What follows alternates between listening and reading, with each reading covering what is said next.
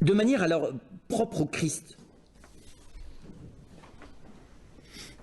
Qu'est-ce que le Christ pense de ma liberté de penser, du relativisme?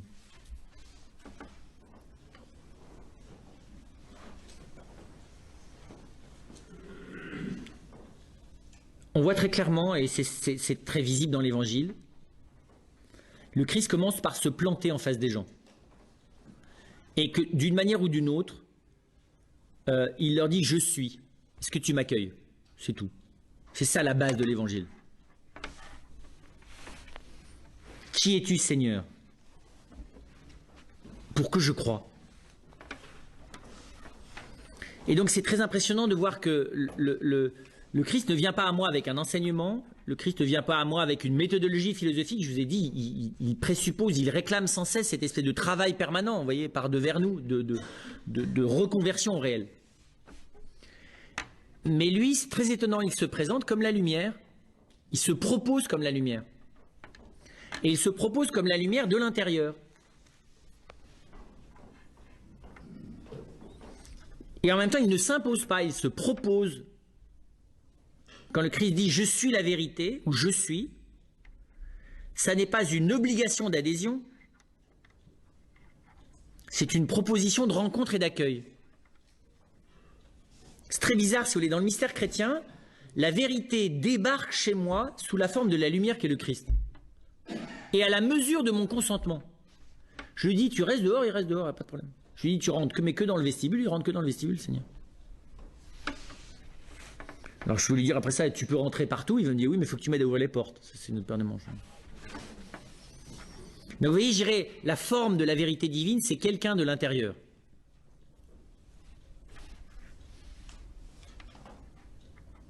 Et donc là, comment vous dire ça? On n'est pas d'abord dans la question de ce que j'en pense. On est dans la question de la présence de quelqu'un, de ce que j'en fais plus exactement, pas de ce que j'en pense. Et la première question de savoir ce que j'en fais, c'est est-ce que je l'accueille ou non. C'est très bizarre d'ailleurs. Cet accueil de fond du Christ, il n'est pas sous condition. Il n'est pas encore total, mais il ne peut être qu'inconditionnel.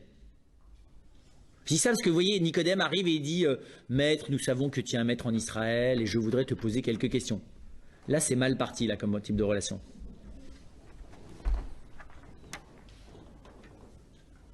Et Jésus lui répond, ne sais-tu pas qu'il faut naître d'en haut? Juste pour lui dire, tu vois, on n'est pas au même endroit. Toi, tu arrives avec le tapis rouge, démarche diplomatique d'apprivoisement de celui qui pense de manière intelligente, tentative de soutirer des informations qu'il pourrait utiliser, repérage identifiant, vous voyez, de l'individu que j'ai en face de moi, enfin, vous voyez, tout ce qu'on fait tous. Et Jésus lui dit, si tu veux bien, tu laisses tomber tout ce que tu comprends et tu viens dans ma parole. Tu vas voir que de l'intérieur, ça a une autre tête que ce que tu crois comprendre en face. Tu dois naître de nouveau, Nicodème. Alors là, Nicodème, d'ailleurs, fait un premier pas, ça lui fait un peu sauter un plomb, d'ailleurs. Il dit, est-ce que quand on est vieux, on peut retourner dans le sein maternel? Vous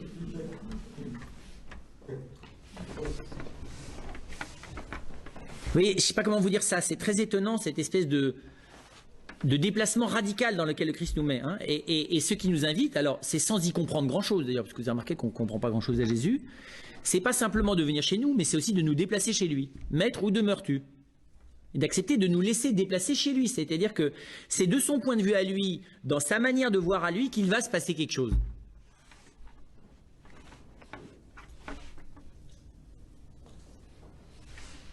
Donc c'est pas ce que j'en pense humainement qui a l'importance. Mon opinion n'a pas beaucoup d'importance sur Jésus. C'est de toute façon à côté. Le problème, c'est pas mon opinion sur Jésus, c'est même pas ce que j'en pense. C'est ma capacité à le laisser descendre comme lumière à l'intérieur de ma vie et à le laisser m'emmener dans sa manière de voir. À travers l'évangile, à travers, on va voir, la vie de l'église, la vie des sacrements.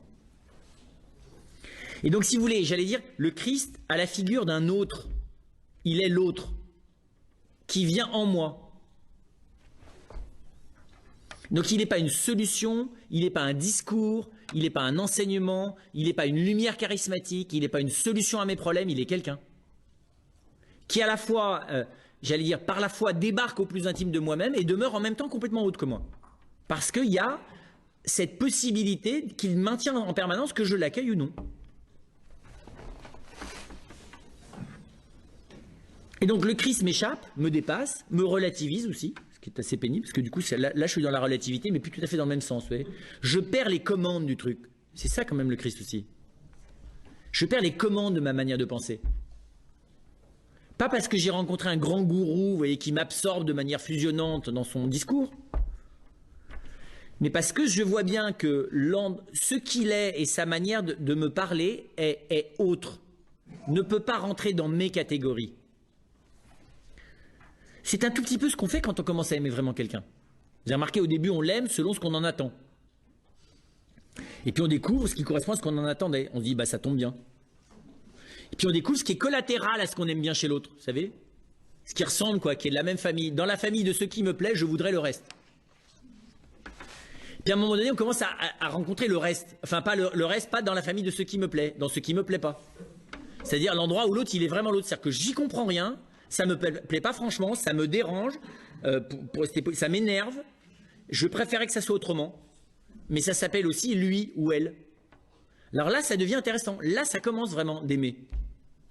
Et là, je me dis, bon, eh bien, nous allons gérer le problème, c'est-à-dire que nous allons faire un contrat tacite de je te propose d'échanger ce qui m'intéresse chez toi et toute la famille qui m'intéresse avec moi, tout ce qui t'intéresse chez moi. Et tant qu'on arrive à s'apporter réciproquement selon le contrat initial, la même chose, ça va, mais le jour où il y en a un des deux qui retire ses billes, l'autre aussi peut. D'accord? Ou bien, je pourrais essayer d'aller voir qu'est-ce que ça donne la vie chez toi, mais vu de ton point de vue à toi. Ah, c'est très difficile.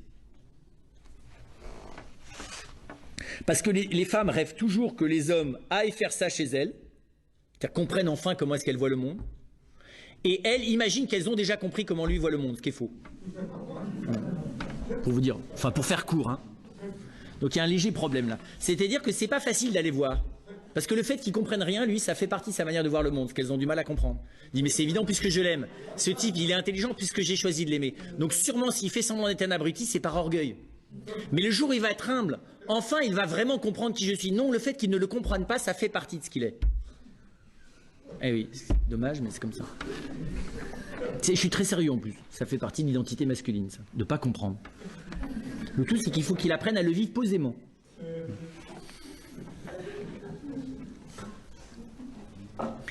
C'est pour vous dire que c'est un tout petit exemple, mais ce déplacement, vous voyez, cet exode qui fait que j'accepte de passer, non pas de manière encore une fois fusionnelle, parce que je rentre dans le discours de l'autre. Il ne s'agit pas de rentrer dans son discours, ni dans ses représentations, mais dans le fait qu'effectivement, vu du point de vue de son être, la vie n'est pas la même.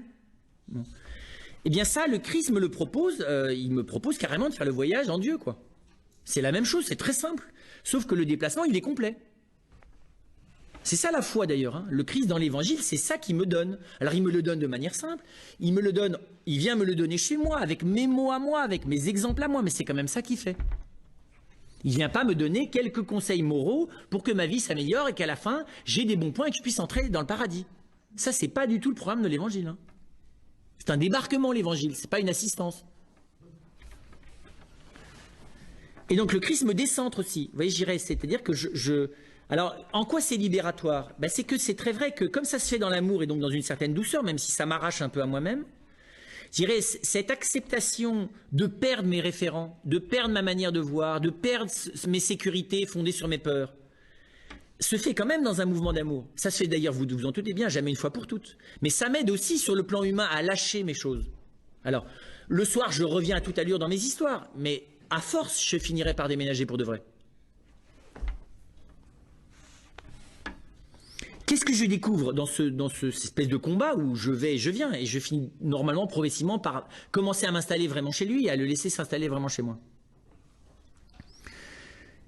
D'abord, je découvre l'infinie largeur du regard de Dieu.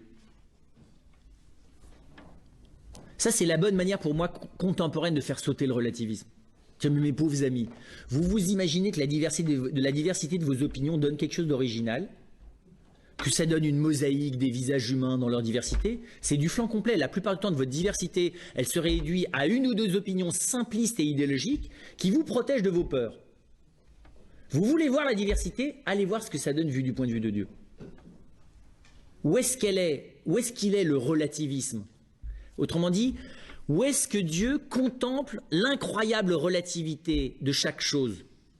C'est dans ses créatures humaines et dans ses créatures angéliques. Là, il est halluciné éternellement, Dieu. C'est qu'il n'y en a pas deux qui se ressemblent. Les anges, dès le premier instant de la création, et les hommes se différencient personnellement de plus en plus dans leur devenir. C'est complètement hallucinant, ça. Et ça, c'est la diversité, si on en veut. Vous voyez, aujourd'hui, on est pour la diversité par quota. C'est sympathique, d'ailleurs, pour les gens qui sont dans les quotas. Et les premières, c'est les femmes qu'on met en quota, vous avez remarqué. Et donc, vous voyez, j'allais dire,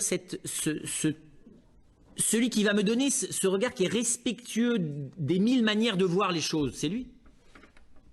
Mais pas dans le déni du réel, pas pour annexer le réel à mon petit opinion capricieux qui ne veut pas entendre ce que dit le voisin et qui s'enferme dans son ego jusqu'à en devenir autiste.